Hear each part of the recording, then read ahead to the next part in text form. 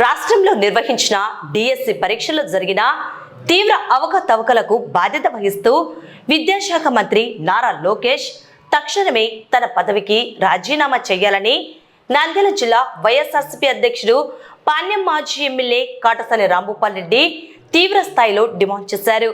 కూటమి ప్రభుత్వ హయాంలో నిర్వహించిన డిఎస్సి వల్ల లక్షలాది మంది నిరుద్యోగ అభ్యర్థుల జీవితాలు అంధకారంలోకి నెట్టబడ్డాయని మండిపడ్డారు. డిఎస్సి అభ్యర్థులకు న్యాయం చేయాలని కోరుతూ వైఎస్ఆర్సీపీ అధినాయకత్వం పిలుపు మేరకు పాణ్యం జాతీయ రహదారిపై భారీ ఎత్తున రిలే నిరాహార దీక్షలు చేపట్టారు. ఈ దీక్ష కార్యక్రమంలో డిఎస్సి అభ్యర్థులు, వారి తల్లిదండ్రులు, వైఎస్ఆర్సీపీ నాయకులు మరియు పెద్ద సంఖ్యలో కార్యకర్తలు పాల్గొని ప్రభుత్వ వ్యతిరేక నినాదాలతో హోరెత్తించారు. ఈ సందర్భంగా కాటసాని రాంభూపాల్ రెడ్డి మాట్లాడుతూ కూటమి ప్రభుత్వం అధికారంలోకి వచ్చాక నిర్వహించిన డిఎస్సిలో అనేక అవకతవకలు జరిగాయి.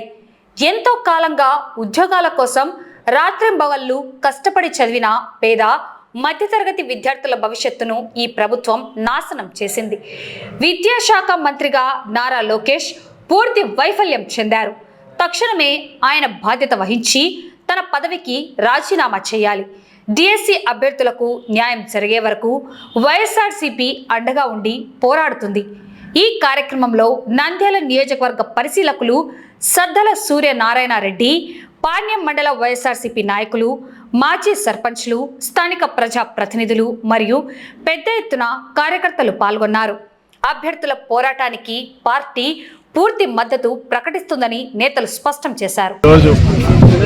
ఈ మెగా డిఎస్సి మీద జరిగిన అన్యాయం అయితేనేమి, ఫీజు రియంబర్స్మెంట్ అయితేనేమి, విద్యా దీవెన అయితేనేమి, బస్సులు, ఇవన్నీ దానికోసం ఈ తెలుగుదేశం ప్రభుత్వం వచ్చిన తర్వాత బకాయిలన్నీ కూడా ఇమ్మీడియట్గా చెల్లించాలి. మెగా డిఎస్సిలో జరిగిన అన్యాయాన్ని ఇమ్మీడియట్గా దాని మీద ఎంక్వైరీ చేసి దీని బాధ్యులైన నారా లోకేష్ రాజీనామా చేసి, ఎట్లయితే సెంట్రల్ గవర్నమెంట్లో మంత్రి నీట్ ఎగ్జామ్ దాని మీద రాజీనామా చేశాడో లోకేష్ గారు కూడా రాజీనామా చేయాలి. దాంతోపాటు ఖచ్చితంగా దీని మీద ఎవరెవరు బాధ్యులో మెగా డిఎస్సిలో ఈ స్పెషల్ కోటా ఇవ్వాల్సిన అవసరం ఎందుకు వచ్చింది, అంతకు ముందుండే కోటాను కాదని కూడా ఇచ్చి మళ్ళీ ఎందుకు ఎమ్మడే వితిన్ ఆయన డిఎస్సి అయిపోతానే రద్దు చేయాల్సిన అవసరం ఉంది. అంటే కేవలం వాళ్ళ లభ్యత కోసమే చేయడం అనేది మన ఈ రాష్ట్ర ప్రజలు అందరూ కూడా, నిరుద్యోగులందరూ కూడా తెలుసుకోవాలని మాత్రం ఉద్దేశం. దాంతోపాటు ఇంత ఏదో తెలుగుదేశం నాయకులు వాళ్ళు ఇష్టం అని చెప్పి మాట్లాడుతున్నారు. అందరు చదువురాని ఏదైనా మాట్లాడతారు. నిరుద్యోగులు ఒక మంత్రి సర్దుకొని మీరు రాజకీయం రైట్, ఓకే, మాకు చదువు రాదు, మీరు రాజకీయం. కానీ చదువు వచ్చిన వాళ్ళు మిమ్మల్ని మేము చదువురాని వాళ్ళు మేము ఒకటి అడుగుతాను, మీరు మెగా డిఎస్సి మీద ఎంక్వైరీ చేయండి. మొత్తం చేసి ఎవరు బాధ్యులైతే వాళ్ళని శిక్షించడానికి మీరు సిద్ధంగా ఉండరా, మీరు దానికి రెడీ, దానికి మాట్లాడండి. మీరు ఎందుకు లేనిపోని విషయాలనే చెప్తున్నారు. మేము రెండు ప్రశ్నలు అడుగుతాము. మీరు డిఎస్సి ముందర ఉండే జీవోలు 2 జీవోలు ఇవ్వాల్సిన అవసరం ఎందుకు వచ్చింది? తర్వాత అది అయిపోయిన తర్వాత ఎందుకు రద్దు చేయాల్సిన అవసరం వచ్చింది అది చెప్పండి. మీరు ఆ జీవోలు అయితే కంటిన్యూ చేయాల్సింది. మీరు ఇచ్చిన జీవోలు పర్ఫెక్ట్ అనుకున్నప్పుడు ఎందుకు కంటిన్యూ చేయలేకపోయినారు? ఎందుకు చేయలేదు అది చెప్పండి. దానికి సమాధానం చెప్పరు. కానీ మొత్తం అన్నీ జరిగినవన్నీ కూడా ఎవరో లోకల్ ఉండేటోళ్ళని ఇవ్వకుండా లోకల్ పాణ్యం మండలంలో ఒక పాప లోన్లో వాళ్ళు తెచ్చు. కానీ ఇప్పుడు వాళ్ళు ఎందుకు బయటికి వాళ్ళకు ఒక 4-5 రోజులకే వాళ్ళకి ఏదైనా తెలుస్తారని ఉద్దేశించి వాళ్ళు పరిస్థితులు ఉన్నారని దానివల్ల అన్యాయం జరిగిన వాళ్ళకి ఏం చేయడానికి. కానీ తెలుగుదేశం నాయకులు ఇప్పుడు ఏదో అక్రమ మార్గాల్లో ఉద్యోగాలు సంపాదించుకునేటోళ్ళకు మాత్రం ఒకటి మాత్రం చెప్పడం జరుగుతుంది. 2029లో మేము అధికారంలోకి వచ్చిన వెంటనే జార్ఖండ్లో ఏ విధంగా 7 సంవత్సరాలు ఉద్యోగం చేసినా కూడా తప్పు చేసినారో వాళ్ళందరినీ పెరిగి జైలుకు పంపించినారో ఖచ్చితంగా ఇప్పుడు అటువంటి పరిస్థితి ఉద్యోగాలు తీసుకొచ్చిన వాళ్ళకందరికీ కూడా న్యాయంగా ఉద్యోగాలు వచ్చిన వాళ్ళని ఎవరిని ఏం లేదు. కానీ అన్యాయంగా ఇటువంటి జీవోలు పెట్టి తీసుకున్న మాత్రం ఖచ్చితంగా యాక్షన్ తీసుకుంటాం. మళ్ళీ అటువంటి వాళ్ళ మీద అటువంటి వాళ్ళు ఎవరు పాల్గొన్నారో అటువంటి వాళ్ళ మీద వదిలిపెట్టే ప్రసక్తి జార్ఖండ్లో జరిగినట్టు ఇక్కడ కూడా అటువంటి ఖచ్చితంగా ఇంప్లిమెంట్ చేపిస్తాం. మా నాయకుడు జగన్మోహన్ రెడ్డి ముఖ్యమంత్రి అయిన ఇమ్మీడియట్గా చేస్తాం. ఖచ్చితంగా ఎవరైతే అక్రమ మార్గాల్లో తెచ్చుకున్నారో వారందరూ కూడా ఒక్కసారి ఆలోచించుకోమని మాత్రం నేను విజ్ఞప్తి చేశాను.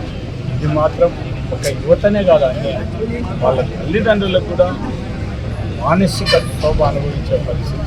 అంటే వాళ్ళు కష్టపడే పాపం వాళ్ళు తినగానే ఒక పిల్లలను చదివించగలిగితే ఆ పిల్లలు కష్టపడి చదివి వాళ్ళంతా కూడా రాత్రిపోలు చదివి వాళ్ళ ఉద్యోగాలు వచ్చాయి, వాళ్ళకు పాస్ అయిన మార్కులు వచ్చినాయి, ఉద్యోగాలు వస్తాయి, స్టేజ్లో అన్యాయం జరిగింది అనేది మాత్రం కూడా ఖచ్చితంగా అటువంటి వాళ్ళకి ఎవరెవరికైతే అన్యాయం జరిగిందో వాళ్ళకి న్యాయం చేయాలి వరకు ఖచ్చితంగా పోరాడతాం.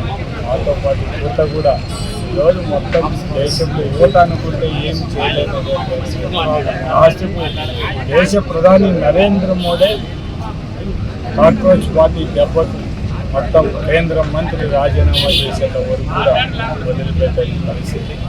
ఖచ్చితంగా ఈ నారా లోకేష్ కూడా ఇది అన్యాయం జరిగిందని రాజీనామా చేయాలి, రిజైన్ చేయడం. ఇప్పుడు కాల అధికారంలో చేయలేకపోయినా మళ్ళీ మేము అధికారంలోకి వచ్చిన మాత్రం నేను ఖచ్చితంగా విచారణ చేపడతాం.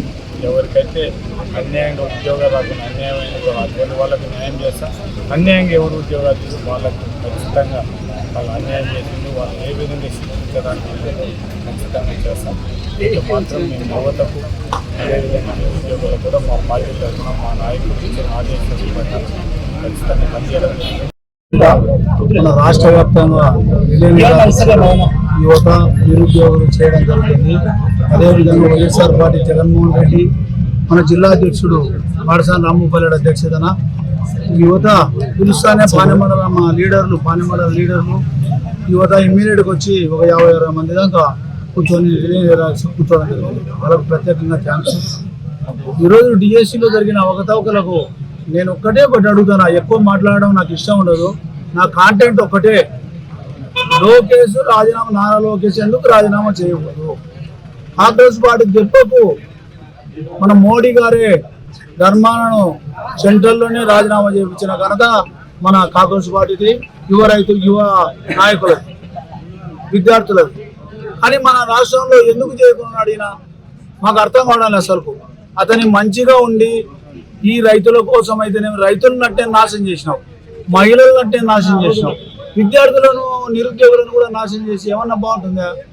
విద్యా మంత్రిగా ఉండి అసలు ఈరోజు చెప్తే కనుక చాలా బాధ అనిపిస్తుంది. డిఎస్సిలో స్పోర్ట్స్ కోట అని పెడతావు, తాడాట ప్యాక్ ఆట ఇట్లా కల్లా స్పోర్ట్స్ కోట అంటారు. స్పోర్ట్స్ కోటలో వాళ్ళకు తెలుగుదేశం పార్టీ నాయకులకు వాళ్ళందరికీ ఉద్యోగాలు ఇవ్వడానికి స్పోర్ట్స్ కోట అని పెట్టి తాడు గుంజుతీ వాళ్ళ గుంజుతే అది ఏమన్నా ఆట అంటారు. ఆ ఆటను పెట్టి వాళ్ళకు ఉద్యోగాలు ఇచ్చి 10 లక్షలు 15 లక్షలు తీసుకొని ఉద్యోగాలు ఇవ్వడం.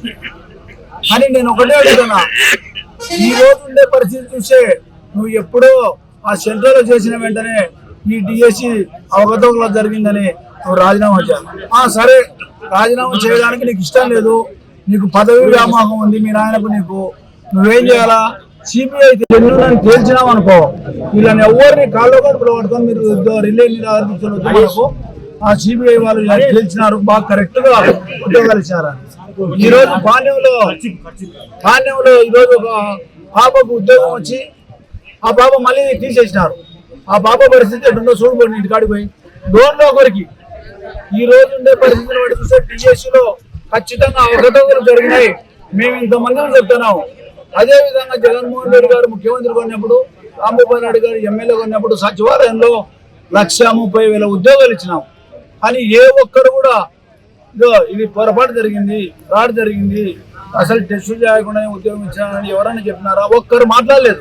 అన్ని ఉద్యోగాలు ఇచ్చాయి. ఇక్కడ ఇచ్చిన ఉద్యోగాలకు నువ్వు అన్ని కరప్షన్ చేసి డబ్బులు ఇప్పించుకొని డిఎస్సిని అనేది కూడా నాశనం చేసి ఫస్ట్ ఏమన్నావు, నేను డిఎస్సిని వచ్చిన వెంటనే డిఎస్సిని ఉద్యోగాలు ఇస్తా అని చెప్పినావు. ఉద్యోగాలు ఎవరికి ఇచ్చినావు? నువ్వు అందరికి ఉంటుందా?